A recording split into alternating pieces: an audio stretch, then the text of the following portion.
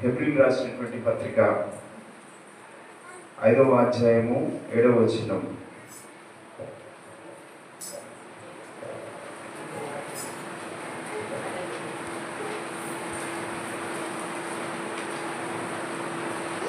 హెబ్రీయులకు రాసినటువంటి కొంచెం గట్టిగా చదువు. శరీరధారి ఉన్న దినములలో మహారోదనముతోను కన్నీళ్లతోను తన మరణము నుండి ప్రార్థనలను యాచనలను సమర్పించి భయభక్తులు కలిగి ఉన్నందున దేవునికి స్తోత్రం. దయచేసి ప్రార్థన చేసుకుంటే చిన్న ప్రార్థన.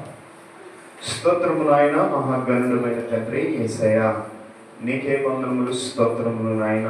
ఈ రాత్రి కాల సమయంలో కొద్ది నిమిషాలు నన్ను నిలవబెట్టి ఈ యొక్క మందిరములో వాడబడుతున్నటువంటి విధానమును బట్టి నీకు స్తోత్రము నాయన. నిలబడుతుంది నేను కాదు, నీవు కనుక కొద్ది నిమిషాలు నీ ప్రియ సహోదరులకి కొన్ని మాటలు తెలియజేయడానికి ఈ రాత్రి కాల సమయంలో నన్ను తీసుకొని వచ్చినందుకు నీకు స్తోత్రము నాయన.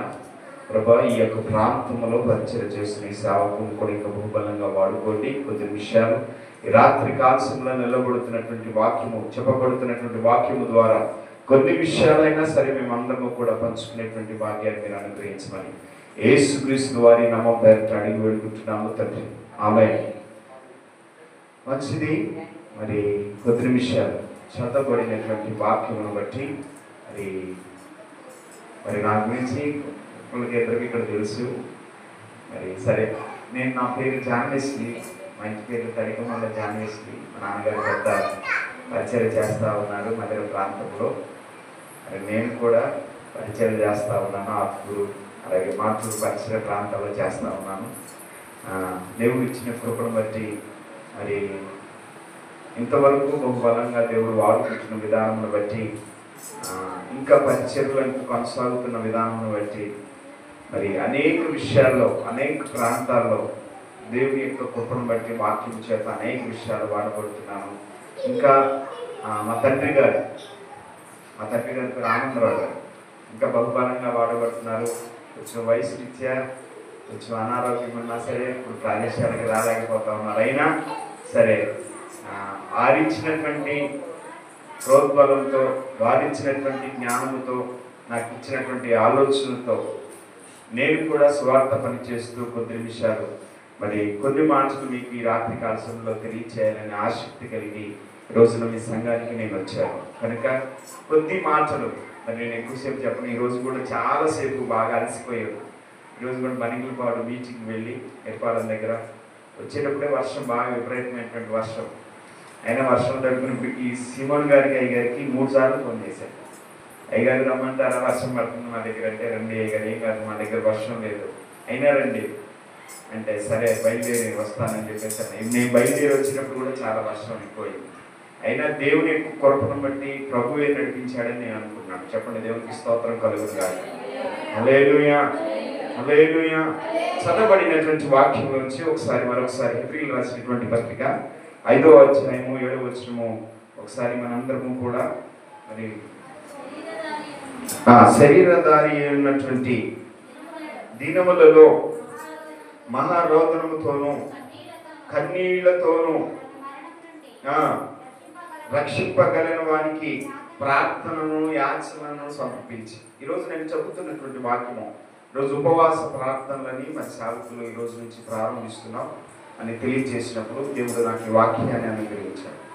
యేసుక్రీస్తు ప్రభువు శరీరధారి అయినటువంటి రోజుల్లో ఒకటి మహారోదనముతోనూ, రెండోది కన్నీళ్లతోనూ తన యాచనలు అన్నింటినీ కూడా సమర్పించాడనేటువంటి వాక్యం ఇక్కడ హెబ్రీయులకు రాసినటువంటి పత్రిక అపోస్తలుడైనటువంటి పౌలు గారి గ్రంథంలో తెలియచేసినటువంటి విధానాన్ని బట్టి మనం చూస్తాం.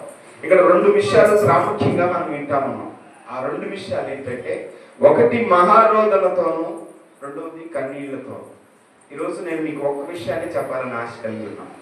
కన్నీళ్లతో యేసు ప్రభువారు ఎందుకు అంత రోదనతో కన్నీళ్లతో ప్రార్థన చేశారంటే, అది మన కోసమైనటువంటి ఆలోచన ఒకసారి మీరు అందరూ కూడా గుర్తెరగాలని నేను ప్రభు పేరు తెలియజేస్తా ఉన్నాను. హల్లెలూయా, హల్లెలూయా. కన్నీటితో చేసేటువంటి ప్రార్థనకు విలువ ఉంది, అవునా కదా? కన్నీటితో చేసేటువంటి ఏదైనా సరే అది దేవుని మందిరంలో సాధ్యమవుతుంది. ఉపవాస ప్రార్థన రోజు కన్నీరు కార్చకుండా ఉపవాసం చేస్తున్నామంటే అది వ్యర్థం. దేవునికి స్తోత్రం కలుగును గాక. హల్లెలూయా, హల్లెలూయా. కన్నీటితో ప్రార్థన చేసేటువంటి విధానం నేర్చుకోవాలి. కన్నీటితో చేసేటువంటి ప్రార్థన ద్వారా దేవుడిని మొరను వింటాడు. ఎందుకు యేసు ప్రభువు అంత మహారోదనతో కన్నీటితో ప్రార్థన చేశాడంటే అది మన కోసమేటువంటి ఆలోచన ఒకసారి జ్ఞాపకం చేసుకోవాలి. ఎందుకు అంతగా ప్రార్థన చేశాడంటే నశించిపోతున్నటువంటి మనందరినీ కూడా మరలా తీసుకొని రావడం కోసం ఆయన ఎంతగానో ప్రార్థన చేశాడనేటువంటి విషయాన్ని జ్ఞాపకం చేస్తాం. కన్నీటితో చేసేటువంటి ప్రార్థన ద్వారా అద్భుతాలు జరుగుతాయి. హల్లెలూయా. కన్నీటితో చేసేటువంటి ప్రార్థన ద్వారా అనేక విషయాలు కట్టబడతాయి. ప్రార్థన ద్వారా అనేకమైనటువంటి విషయాలు మనం నేర్చుకుంటున్నాం. మంచి చేసే ఆవుకుడు చెప్తున్నటువంటి ద్వారా ప్రార్థన చేయడం మట్టికైనా కన్నీరు కార్చన. ఈ రోజున మహారోదనతోనూ కన్నీటితో రెండు విషయాలు చెప్పాలని ఆశ కలిగి ఉన్నాయి. ఈరోజు కన్నీటితో చేసేటువంటి ప్రార్థన దేవుడు ఈ రాత్రి కాలశంలో వింటాడు. హల్లెలూయా. ఈ రోజున ఉపవాసం ప్రారంభము. ఈ రోజు నుంచి ప్రారంభిస్తున్నటువంటి ఉపవాస కానికలు ఖచ్చితంగా ఈ రోజు నుంచి కన్నీరు కార్చడం ప్రారంభించండి. దేవుడు నీకు ఒక రోజున అద్భుతం నీ కుటుంబాల్లో చేస్తాడు. దేవుడికి స్తోత్రం కలుగును గాక. హల్లెలూయా. ఆయన ఎందుకు ఈ మాటను చెబుతూ ఉన్నాడంటే మహారోగులతో చేసేటువంటి ప్రార్థన. కొంతమంది ప్రార్థన చేసేటప్పుడు అసలు ప్రార్థన వినపడుతుందా? మీరు ఆలోచన చేయాలి. ప్రార్థన కూడా వినపడట్లే. ఇందాక ఆరాధన దైవ సేవకులు చేస్తామంటే దేవుని ఆత్మ ఇక్కడ నడిపించబడుతుంది. దేవునికి స్తోత్రం కలుగుతుంది. హల్లెలూయా. దేవుని యొక్క పరిశుద్ధాత్మ శక్తి ప్రతి ఒక్కరి మీద దిగి వస్తాము. అప్పుడు కన్నీరు కార్చితే నీ ప్రార్థన దేవుడు నిన్ను చూస్తాడు మొదటిగా. హల్లెలూయా. కన్నీరు కార్చినటువంటి వ్యక్తిని ఎవరిని కూడా చూడడు. బైబిల్ గ్రంథంలో మనం ఏం చేస్తామంటే శ్రమలు వచ్చినప్పుడు, కష్టాలు వచ్చినప్పుడు, లేకపోతే ఇక లాస్ట్ స్టేజ్లో దేవుడు గుర్తొస్తాడు. అవునా కదా? ఇక వీడు చనిపోతాడు రానంగా ఆయనకి దేవుడు అయ్యా నన్ను బ్రతికిస్తే నీ మందిరంలో ఏదో ఒకటి ఇస్తా. ఈత తర్వాత సంగతి. అవునా కదా? ఈత తర్వాత సంగతి. బ్రతికిస్తే చాలు అనుకుంటాం. అవునా కదా? బ్రతికించగలిగిన దేవుడు నీకున్నాడని అప్పుడు గుర్తుకొస్తుంది. అప్పుడు మోకాలు వేసి ప్రార్థన చేస్తారు. అవునా కదా? అప్పుడు ప్రార్థన చేయరు. ఈ ఉపవాస ప్రార్థన రోజు ప్రారంభం నుంచి ఈ రోజు నుంచి మొదలుకొని మరలా చివరి వరకు కూడా దేవుడు నీ కుటుంబాలు అద్భుతాలు జరిగించాలంటే కన్నీరు కార్చాలి. దేవుడికి స్తోత్రం కలుగును గాక. హల్లెలూయా, హల్లెలూయా. అందుకే హిజ్కియా గురించి చెప్తూ ఉంటూ, హిజ్కియా గురించి మీ అందరికీ తెలుసు. హిజ్కియాకి మరణకరమైనటువంటి ఒక రోగం వచ్చినప్పుడు అంతవరకు దేవుడు గుర్తురాల. హృదయంలో గర్వాన్ని ఎంచుకున్నాడు. గర్వము కలిగి ఉన్నాడు హిజ్కియా. తెలుసా మీకు? ఒకసారి ఆ మాట చదువుతారా? దినవృత్తాంతముల గ్రంథం, 2వ దినవృత్తాంతముల గ్రంథం,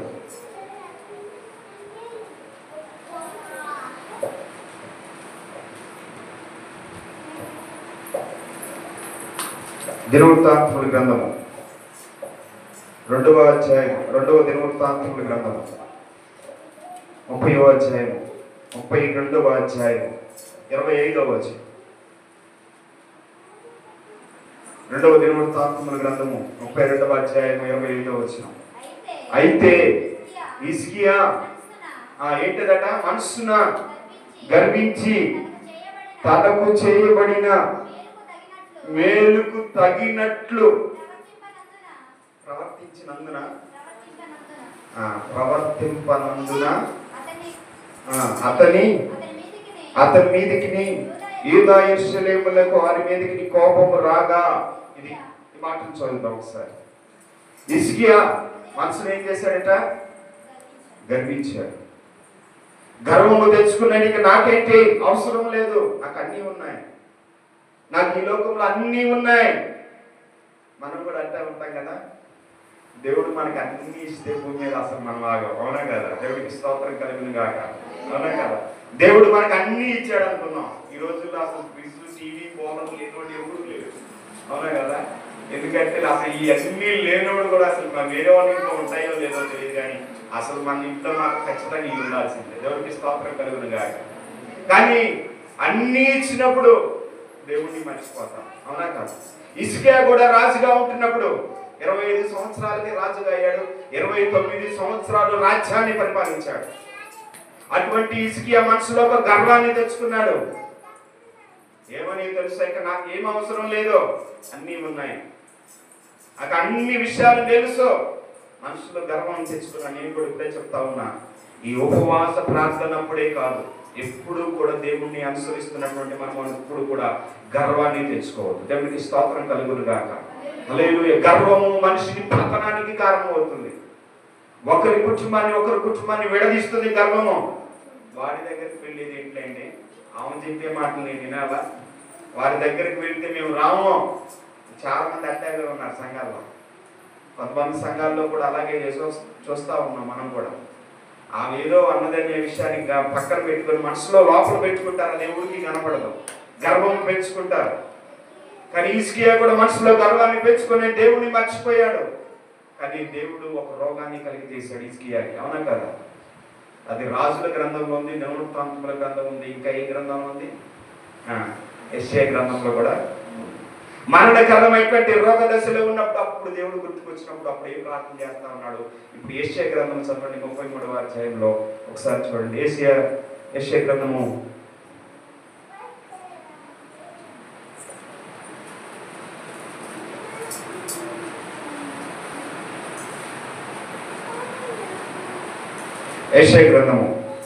38వ అధ్యాయం 3వ వచనం.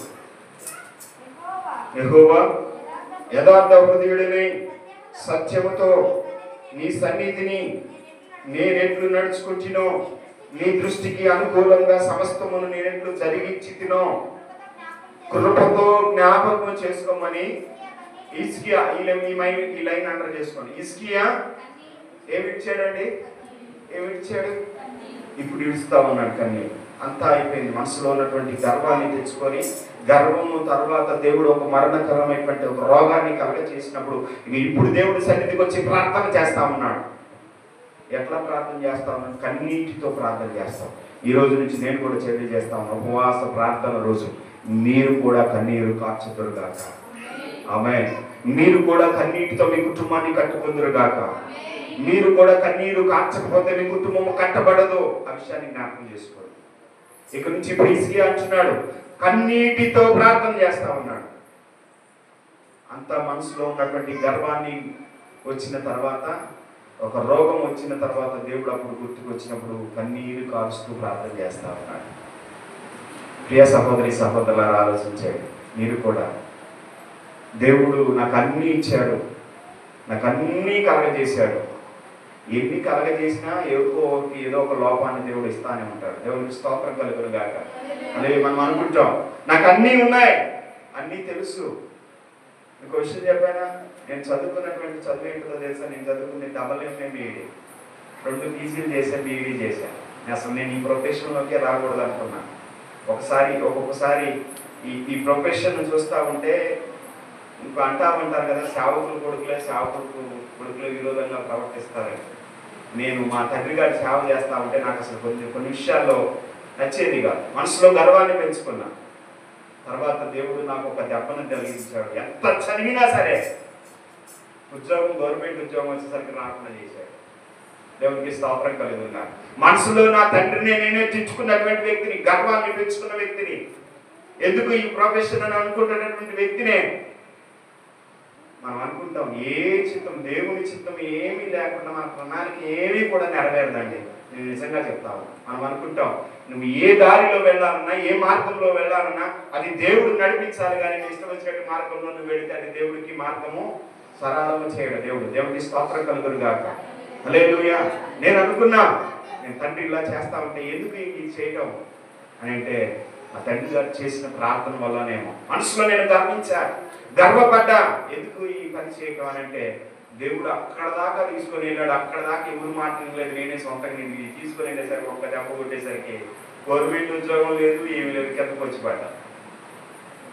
తర్వాత భయంకరమైనటువంటి డెంగ్యూ జ్వరం వచ్చి నాకు చచ్చిపోయేవాడిని. నేను అయినా దేవుడు బ్రతికించాడు. నా తండ్రి, నా తల్లి ఆ చిన్నప్పుడే నన్ను అనుకున్నటువంటి మాట, మా కుమారుని సేవకు అప్పచెప్తాం ప్రభువా, వీడు చనిపోకుండా బ్రతికితే చాలని చిన్నప్పుడే అనుకున్న మాట నేను నెగ్లెక్ట్ చేశాను.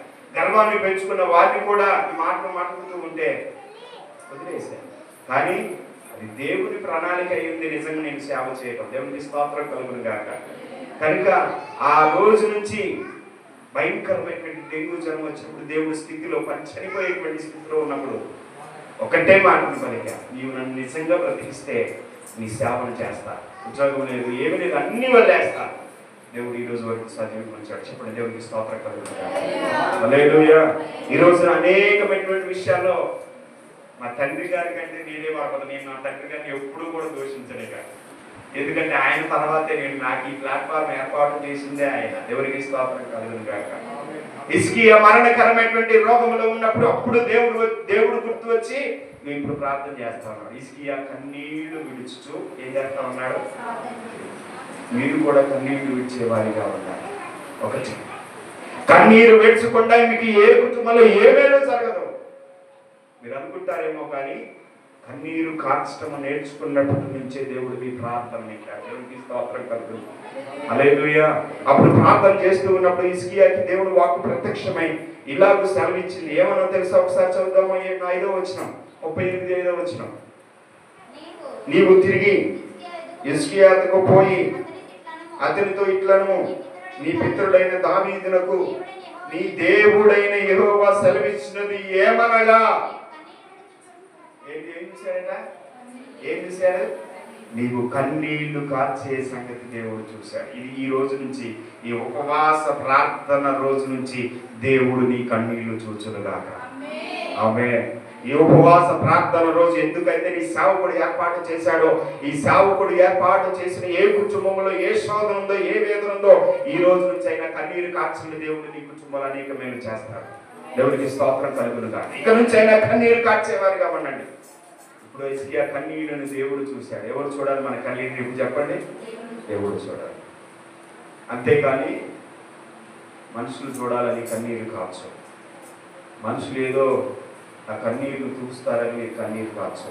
ఇప్పుడే చెప్తాను, కన్నీరు కార్చడం అని అంటే, అందుకే వాక్యం ఉంది కీర్తన గ్రంథంలో 126వ కీర్తన 126వ కీర్తన 5వ వచనంలో ఉంది, కన్నీటితో విత్తువాడు సంతోష గానముతో.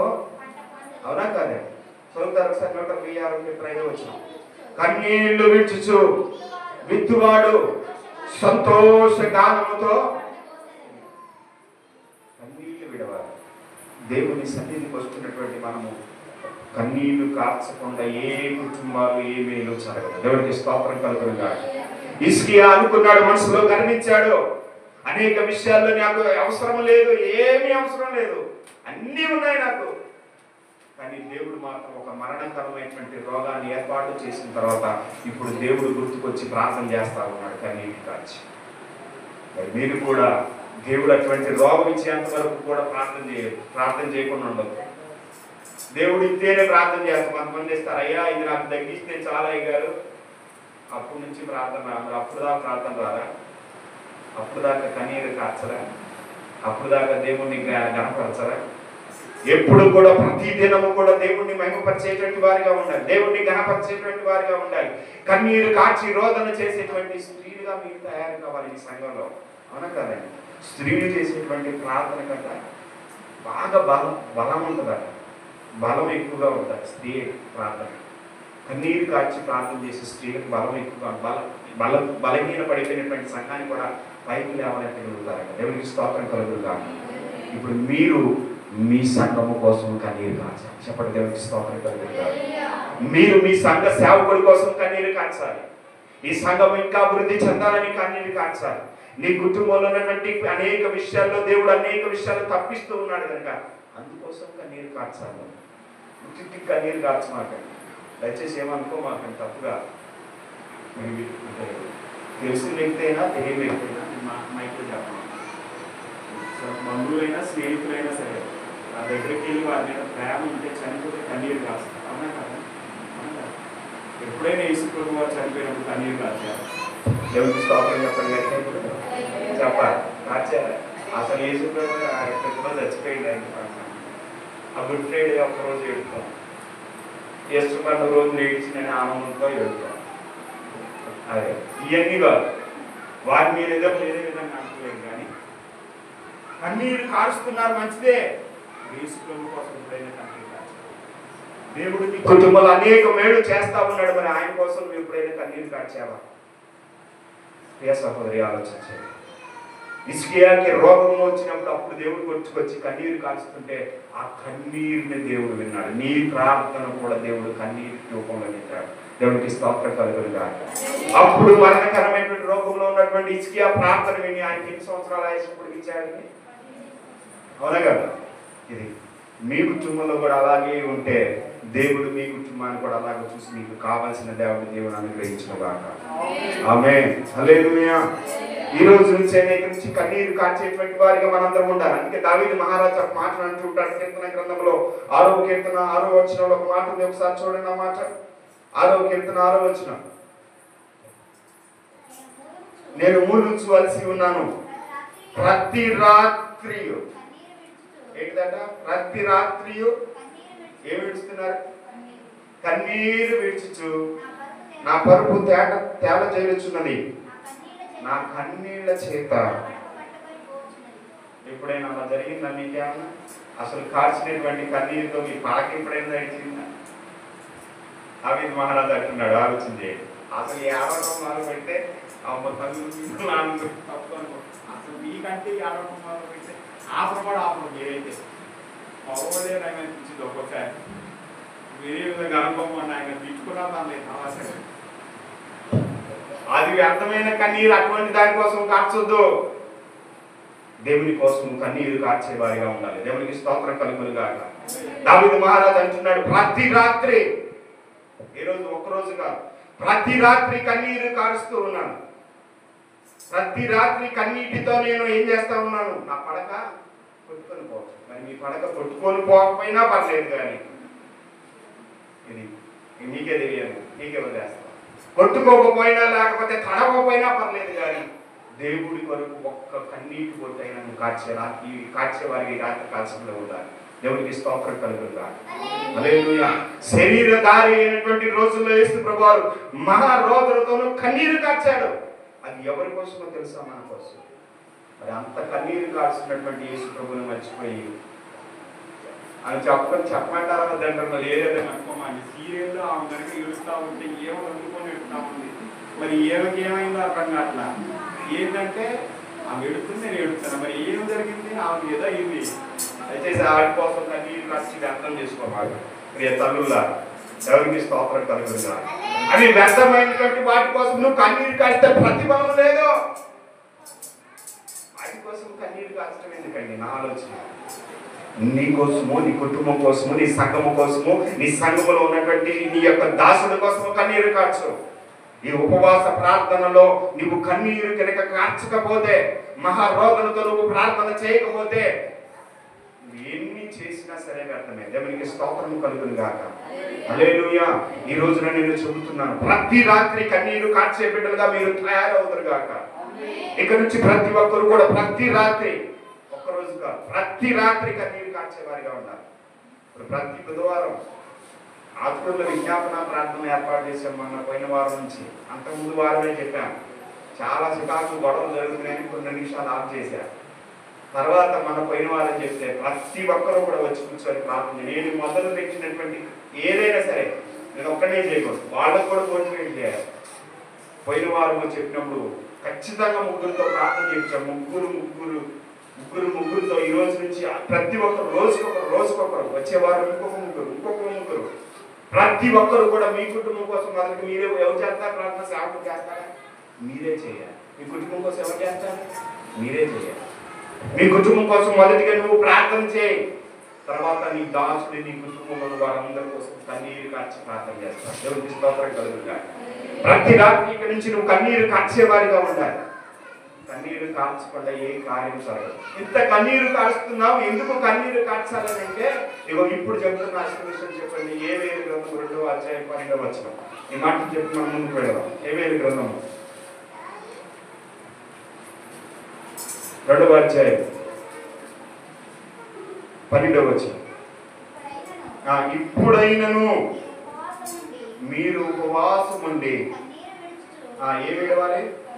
కన్నీరు విడుచుచు దుఃఖించుచు మనస్ఫూర్తిగా ఎవరి దగ్గరికి పోవాలి? ఇప్పుడు ఏం చేసుకుంటూ పోవాలి? కన్నీళ్లు విడవాలి, దుఃఖించాలి. ఇది ఉపవాస ప్రార్థనలో మీరు చేయాల్సినటువంటి విషయం. ఒకటి, కన్నీరు కార్చేవారిగా ఉండాలి. రెండోది, దుఃఖించేవారిగా ఉండాలి. ఎవరి కోసమో తెలుసా? మీకోసము, మీ కుటుంబం కోసము.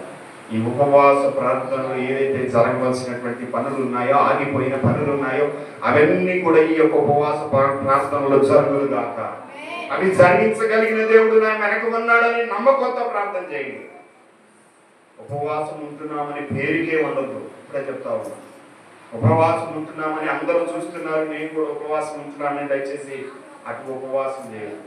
అటు ఉపవాసం ఉంటున్నప్పుడు మీరు ఏం చేయాలో తెలుసా? కన్నీరు కార్చాలని ఇది చేయాలి. ఉపవాసం ఉంటున్నప్పుడు మీరు ఏం చేయాలో తెలుసా? దుఃఖించాలి, కన్నీరు కార్చాలి, ఉపవాసం ఉండాలి, దుఃఖించాలి.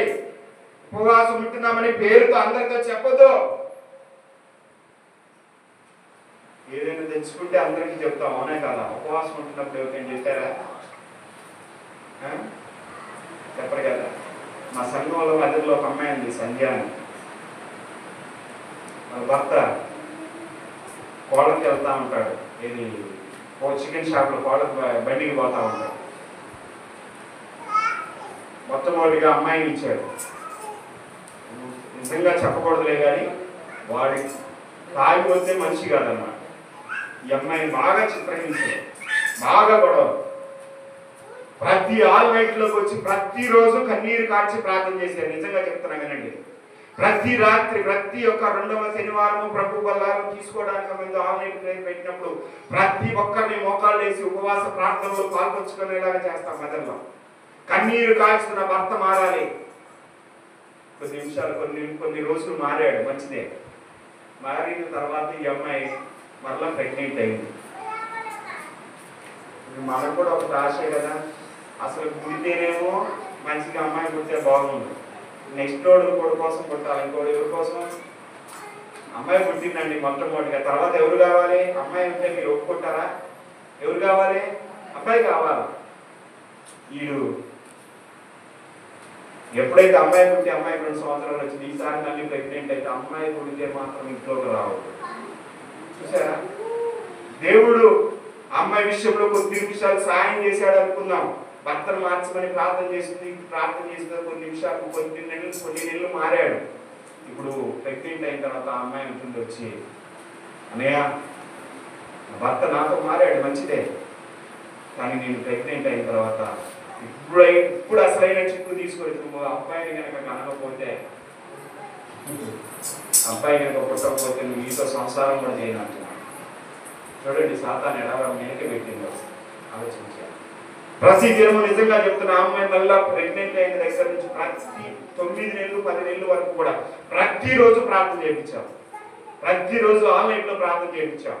నేను ఒకే మాట చెప్పాను, నీకు ఎవరు ఒకవేళ అమ్మాయి పుడితే మాకు ఇచ్చేయి. మాకు అబ్బాయి, నాకు 2 అబ్బాయిలు, నీకు ఎవరైనా అమ్మాయి పుడితే నాకు ఇచ్చేరా అని చెప్పాను. లేదా నీ అబ్బాయే పుడతాడు నాకు. ఆ నమ్మకం చూడండి, ఎంత నమ్మకం ఉందో. ప్రతిరోజు వచ్చి ఆన్లైన్లో ఆ ప్రెగ్నెంట్గా ఉన్నా సరే, కింద వదిలేరా, నువ్వు కూర్చోలేరా అంటే, లేదని నిజంగా దేవుడు నా పట్ల నిజంగా ఉంటే కార్యం చేస్తాడని కన్నీరు కార్చి, ఆ ప్రెగ్నెంట్గా ఉన్నా కూడా కన్నీరు కార్చి ప్రార్థన చేసింది. నిజంగా చెప్తున్నాను, ఈ కార్యము 10వ నెల వచ్చేసరికి, కరెక్ట్గా డిసెంబర్ వచ్చింది, దానికి 10వ నెల వచ్చేసరికి డిసెంబర్ 27వ తారీఖు మగొక గాడి జన్మించాడు. దేవుడికి స్తోత్రం కలుగుతాడు. నిజంగా చెప్తాము, డిసెంబర్ 27వ తారీఖు నిజంగా కుమారుడు పుట్టిన ఆనందము చూసుకొని మొట్టమొదటి ఫోన్ కాల్ నాకే చేసింది, అన్నయ్య నాకు అబ్బాయి పుట్టాడు. ఎంత సంతోషం చూడండి ప్రియ సహోదరి. కన్నీటితో చేసేటువంటి ప్రార్థనకి ఇటువంటివి ఉంది. మనం అనుకుంటాం ఏదో నాకు జరగట్లేదే అనుకోమాకండి, ఏదో ఒక రోజు నీ కుటుంబంలో జరుగుతుంది. మనం అనుకుంటాం ఎంత కన్నీరు కాచినా, ఎంత ఉపవాస ప్రార్థనలో నేను పాల్పంచుకున్నా, ఏది చేసినా సేవకుడు నా కోసము ప్రార్థన చేస్తా ఉన్నా, మేలు జరగట్లేదు అనుకోమాకండి. ఏదో ఒక మేలు ఏదో ఒక రోజు నీ కుటుంబంలో జరుగుతుంది. చెప్పండి, దేవునికి స్తోత్రం కలుగుతాడు. హల్లెలూయా. ఈ రోజున వారి కుటుంబం చాలా సంతోషంగా ఉంది. తన భర్త కూడా మారిపోయి ఈ రోజున వారిద్దరూ ఎంత సంతోషంగా ఉన్నాయంటే, పోయిన ఆదివారం వచ్చింది, ఇప్పుడు విజయవాడలో ఉంటున్నారు. మన పోయిన ఆదివారం వచ్చిన రోజు తన ఆనందానికి అర్థం లేవు. వాడికి ఏం పేరు పెట్టామో తెలుసా? ఇక నీ జీవితంలో ఎప్పుడు కన్నీరు కార్చొద్దని నీ కుమారుడి పేరు సంతోష్ అని పేరు పెట్టాడు. దేవునికి స్తోత్రం కలుగునుగా. నీ కుటుంబంలో ఇక నుంచి సంతోషమే, దుఃఖాలు లేవేగా. ఎందుకంటే తన భర్త మారాడు, కుమారుడు దేవుడు అనుగ్రహించాడు. ఇక నీకు సంతోషము, బాధలు లేవు. ఇక నీ కుమారుడి పేరు సంతోష్, ఈ పేరే పెట్టాము. ఈరోజు నా పేరు కూడా మేము కూడా దేవుడు ఇచ్చిన మాటే. ఆ పేరు పెట్టినప్పుడు ఆ అమ్మాయి ఎంత ఆనందపడిపోయిందో, నా కుమారుడి పేరు సంతోష్ అనియా. చాలా బాగుంది, చాలా బాగుంది. అసలు ఈ ఆనందాన్ని చెప్పలేమన్నమాట. నేనేదో మామూలుగా చెప్తా ఉన్నాను, రియల్గా ఉంటే మీరే చూసేవాడు ఎంత మంచిగా ఉందనే పేరు. ఈరోజు కూడా వారి కుటుంబము దేవుని సన్నిధిలో ప్రతిదినము మోకరించి కన్నీటితో ప్రార్థన చేసుకునే వారిగా అవుతున్నారు. మరి మీ కుటుంబాలు కూడా ఈ రాత్రి కాల్సిన అటువంటి కుటుంబాలుగా తయారవుతారు కాక, అటువంటి కుటుంబాలుగా మీ అందరూ కూడా ముందురు కాక. ఈ రోజు నుంచి నేను చెబుతున్న వాక్యము, ఉపవాస ప్రార్థన రోజు మీరు మొట్టమొదటిగా చేయవలసినది కన్నీరు కార్చి ప్రార్థన చేయాలి.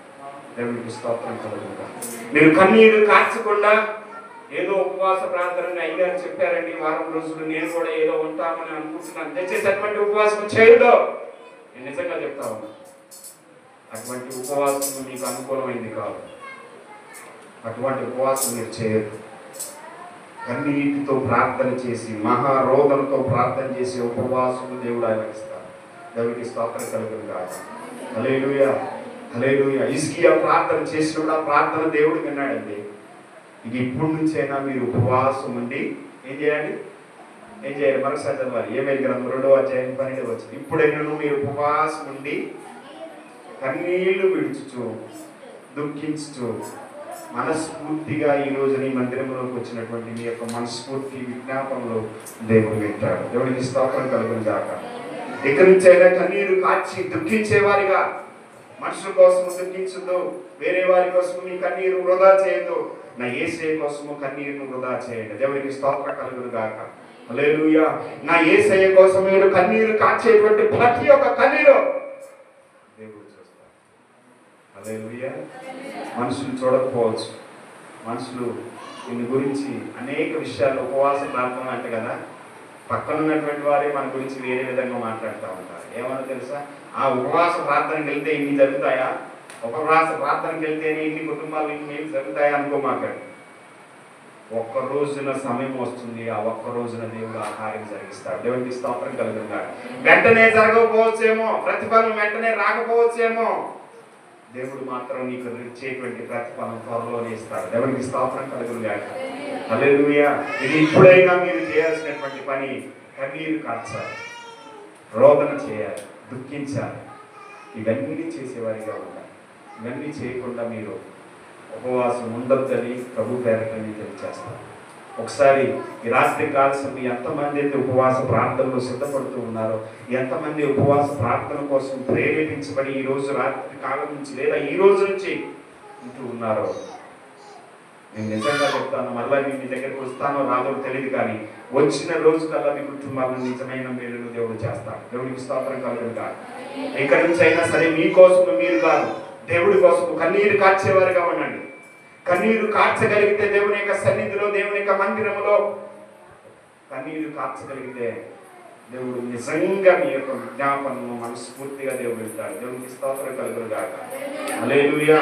ఇక్కడిచ్చేటువంటి కన్నీరు కార్చేవారిగా ఉండాలి.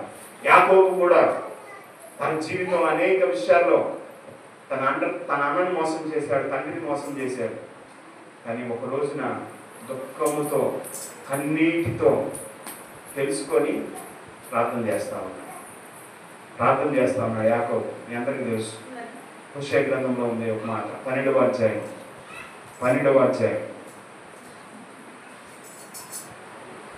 4వ వచనం 3వ వచనం ఉంటుంది. హోషేయ గ్రంథం. తల్లి గర్భమందు యాకోబు మగసిరి కలవాడై అతడు దేవుడితో పోరాడెను, అతడు దూతతో పోరాడి జయమొందెను. ఏం విడిచాడట? అతడు కన్నీరు విడిచుచు అతన్ని బతిమాలెను. అతడు కన్నీరు కార్చాడు. అంతవరకు కూడా అతను ఏంటో తెలుసా మీకు? యాకోబు గురించి చెప్పాలంటే చాలా విషయాలు ఉన్నాయి. అతని పేరుకి అర్థం ఏంటి? నేను చెప్పకూడదు అమ్మగారు, విశ్వాసంతో చెప్పేద్దాం. అతని పేరుకి అర్థం మోసగాడు అనుకుంటాం. అందరినీ మోసం చేశాడు, తండ్రిని మోసం చేశాడు, అన్నను మోసం చేశాడు. తల్లి గర్భంలో ఉన్నప్పుడు నేనే ముందు రావాలి, ఏషాపు కంటే నేనే ముందుగా రావాలని ప్రయాసపడ్డాడు. వివాహం జరిగి తన అన్నను మోసం చేసిన తర్వాత తన తల్లి తన మామ దగ్గరికి పంపించిన తర్వాత అక్కడ మామ కూతుర్ని పెళ్లి చేసి ఎంత మీకు తెలుసు. అప్పుడు మామ కూతురుతో పెళ్లి చేసుకున్న తర్వాత ఒక రోజున వస్తా ఉంటే దేవుడితో పోరాటం చేశాడు. ఆయన దేవుడితో ప్రత్యక్షంగా పోరాటం చేశాడు. ఆది కాండంలో ఉంటుంది ఈ మాట అంతా కూడా. ప్రత్యక్షంగా దేవుడితో పోరాటం చేసిన తర్వాత ఆయన దేవుడితో పెనుగులాడాడు అనేటువంటి మాట మనం వింటాం. దేవుడితో పెనుగులాడాడు. ఇక్కడి నుంచి నీ పేరు ఏంటంటే యాకోబు, ఇక్కడి నుంచి నీ పేరు ఆ పేరు కాదు, ఈ పేరేంటిది ఇశ్రాయేలు, పేరు ఇశ్రాయేలు. నువ్వు మనుషులతో దేవుడితో పోరాటం చేసింది కనుక నీ పేరు ఇశ్రాయేలు. దేవుడితో పోరాటం చేసినటువంటి వ్యక్తే ఇప్పుడు దేవుడితో అంటున్నాడు కన్నీరు కార్చి ఒకసారి ప్రభు నన్ను జ్ఞాపకం చేసుకో. యాకోబు అంటున్నాడు ఒక్కసారి నన్ను జ్ఞాపకం చేసుకో. ఎందుకంటే అనేక విషయాల్లో మగసిరి గలవాడే తన అన్నతో మగసిరి గలవాడే పోరాడి చేయి పొందాడు కనుక, దేవునితో పోరాడాడు కనుక ఆ కన్నీళ్లు కారుస్తూ ఉన్నప్పుడు దేవుడు ఆ కన్నీళ్లను చూశాడు. దేవునికి స్తోత్రం కలుగును గాక. హల్లెలూయా. మరి మీరు ఎప్పుడు కన్నీరు కాస్తారు? ఈరోజు ఉపవాస ప్రార్థన ప్రారంభం నుంచి కన్నీరు కార్చేవారిగా కుటుంబాలు ముందుకు కాక, మీ సంఘం ముందుకు కాక, మీ యొక్క సంఘంలో లేదా మీ కుటుంబంలో ఎవరైతే అనేక విషయాలు మిమ్మల్ని ఇంకా బలహీనంగా ఉంటూ ఉన్నారు, మీ కుటుంబాలు, అటువంటి కుటుంబాలు ఈ రోజున దేవుడు చూస్తూ ఉన్నారు. అటువంటి కుటుంబాలని దేవుడు చూస్తున్నాడు కనుక ఉపవాసం ఉండి కన్నీరు కార్చేటువంటి వారిగా మీ అందరూ కూడా ఉండాలని ప్రభు పేరు తెలియజేస్తాం. దయచేసి ఒక్క నిమిషం మోకాళ్ళేసి దయచేసి ప్రభు సన్నిధిలో కన్నీరు కాస్తారా, నా కోసం కన్నీరు కాస్తారా? ఒక్క నిమిషం నా కోసం దయచేసి కార్చదు, నా యేసయ్య కోసం కన్నీరు కార్చేవారిగా ఉండాలి. నా కోసం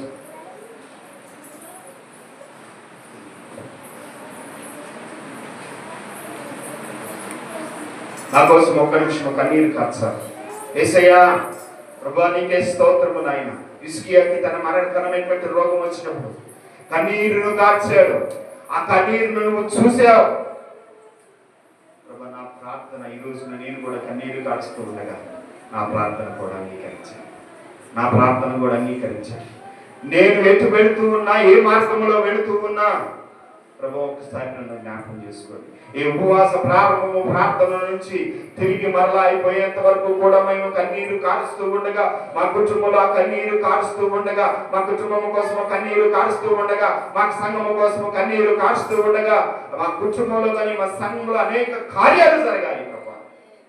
మీరే జరిగించగలిగిన దేవుడు అని నమ్ముతున్నానయ్యా అని ఒక్కసారి కుటుంబం కోసం కన్నీరు కారుస్తారా? ఒకసారి కళ్ళు మూసుకొని ప్రభు సన్నిధిలో రోదన చేసి కన్నీరు కార్చేవారిగా ఉంటారా? దయచేసి కన్నీరు కార్చుకోకుండా దేవుడికి ప్రతిఫలము రాదు. దావీదు మహారాజు అంటున్నాడు, ప్రతి రాత్రి నిన్ను కన్నీరు కారుస్తూ ఉన్నానయ్యా, కన్నీళ్ల చేత నా పడక కొట్టుకొని పోతూ ఉంది. మరి నీ పడక ఎక్కడ ఉంది? నువ్వు ఎలా కన్నీరు కారుస్తున్నావు ఒకసారి ఆలోచించే. రాత్రి కాల్సి నువ్వు కన్నీరు కార్చకుండా ప్రతిఫలము రాదని దేవుడి వాక్యం సెలవిస్తా ఉంటే కన్నీరు కార్చలేకపోతున్నావేమో ప్రియ సహోదరు. కన్నీరు కార్చకుండా దేవుని మందిరంలో ఇంకా వచ్చి ఉపవాసంలో పాలు పంచుకుంటున్నావేమో. అట్టి ఉపవాసము దేవునికి అనుకూలము కాదు. అట్టి ఉపవాసము దేవునికి అనుకూలమైంది కాదు.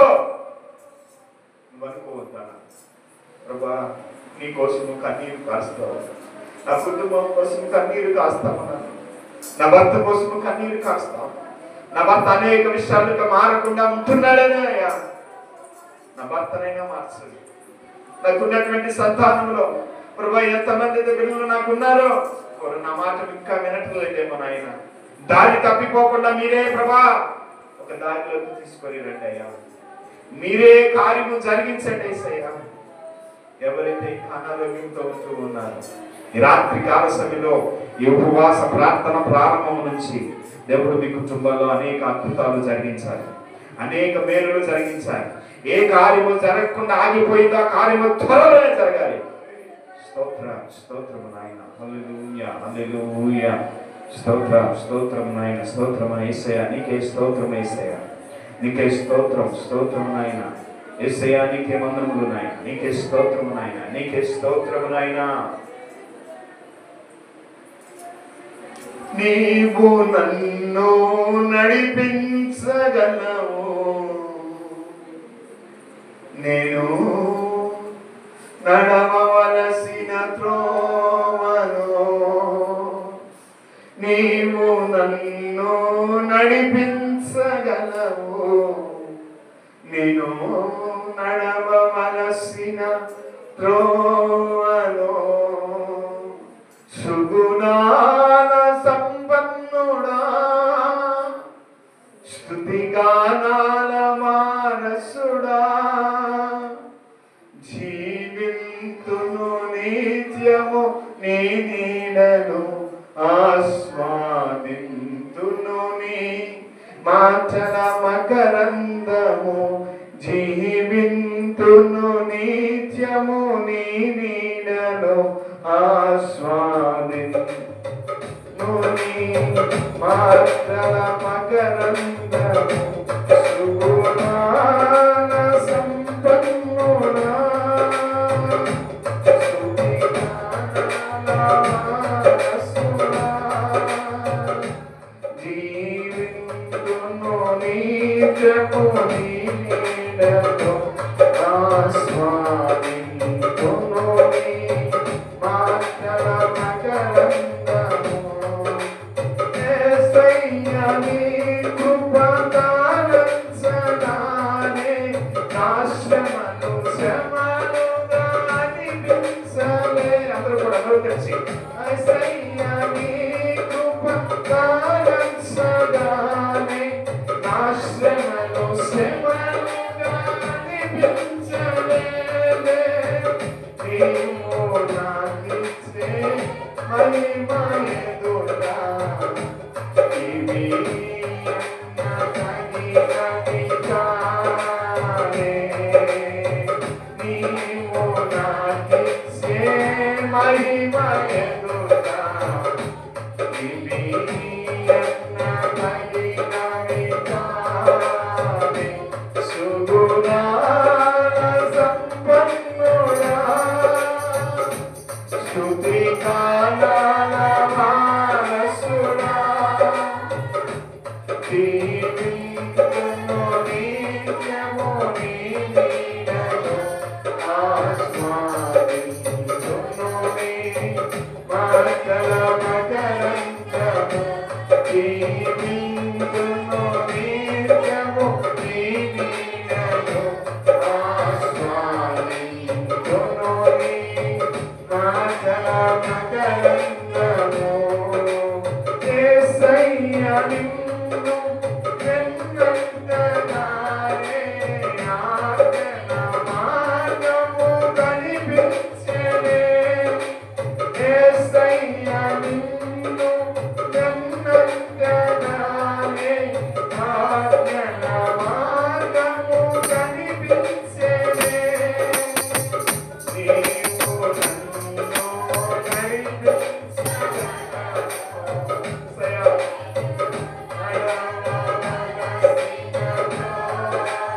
యేసయ్యా నీవు నన్ను నడిపించగలవు, నేను నడవవలసిన త్రోవను. సుగుణాల సంపన్నుడా,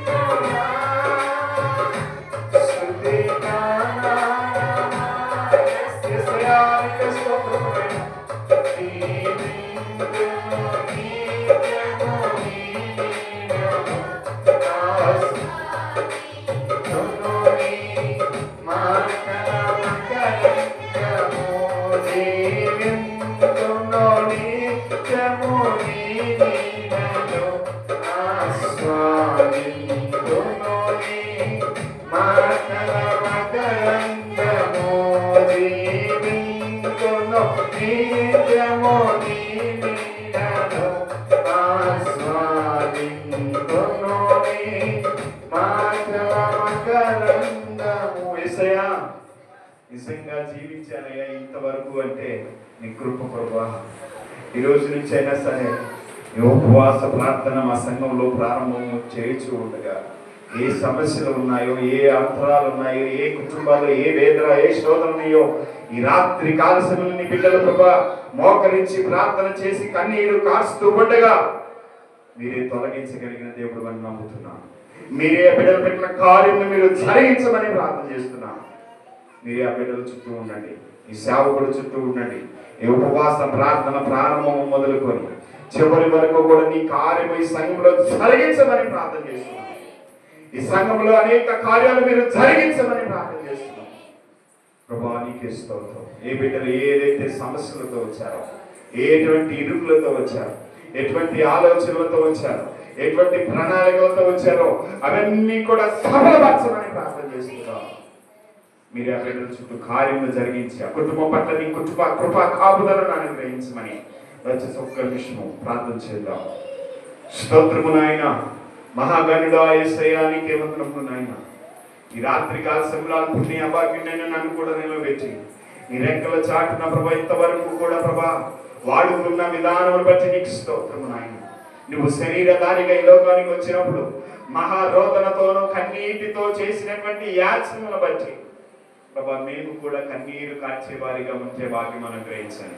మేము కూడా ఇక్కడి నుంచి కన్నీరు కార్చే బిడ్డలుగా తయారు చేయండి ప్రభా. ఇప్పుడైనా మీరు ఉపవాసం ఉండి కన్నీరు కారిస్తే నీ ప్రార్థన దేవుడు వింటాడని వాక్యం ద్వారా సెలవిచ్చావయ్యా. ఇక నుంచి మేము ఈ సంఘంలో కన్నీరు కార్చేవారిగా ఉందముగాక. ఇక నుంచి మేము ఈ సంఘంలో కన్నీటితో మేము ప్రార్థన చేసేవారిగా ఉందముగాక ప్రభా. అటువంటి ప్రార్థన ద్వారా అనేక విజయాలు మాకు అనుగ్రహిస్తామని పేర్కొన్నావయ్యా ప్రభా. అటువంటి ప్రార్థన ఈ రోజు నుంచి ఉపవాస ప్రార్థనతో ప్రారంభిస్తూ ఉండగా ఈ కుటుంబాలు ఏదైతే అనారోగ్యం, ఏదైతే సమస్యలు ఉన్నాయో అవన్నీ కూడా తీర్చమని ప్రార్థన చేస్తున్నాం. మీరే ఆ బిడ్డల చుట్టూ కార్యము జరిగించమని ప్రభా. ఈ కుటుంబం పట్ల లేదా ఈ సంఘాల పట్ల మీరే కృపా కాపుదలను మీరు అనుగ్రహించమని, మీ సేవకుడిని ఇంకా బహుబలంగా వాడుకోమని, ఈ సేవకుడి కుటుంబాన్ని కూడా నిరంతర ఫలాలు కూడా మీరు అనుగ్రహించమని ప్రభా. ఈ సంఘాన్ని ఇంకా మీరే దీవించి ఆశీర్వదించమని యేసు అను శక్తి గల నామం పేరిట అడిగి వేడుకుంటున్నాము తండ్రి.